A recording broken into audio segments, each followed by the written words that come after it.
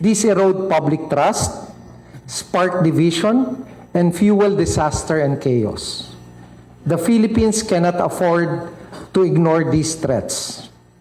The Department of Justice, alongside the Presidential Communications Office, the PCO, and the Department of Information and Communications Technology, the DICT, have signed today a landmark Memorandum of Agreement to forge a unified whole-of-government response against the deliberate spread of these online falsehoods, misinformation, disinformation, and digitally manufactured deepfakes. But our war on fake news is not about words. It is about protecting our constitutionally guaranteed right to accurate information and free expression. It is about holding to account those who spread lies, falsehoods, fake news, and disinformation.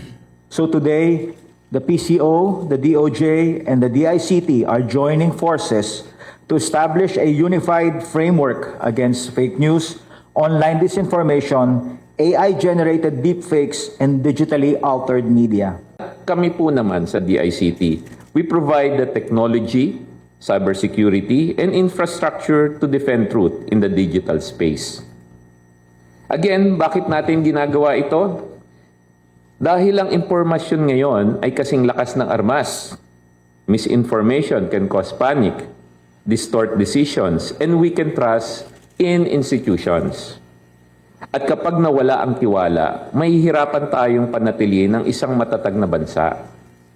A digital space where truth is protected, information is verified, and deception is held accountable.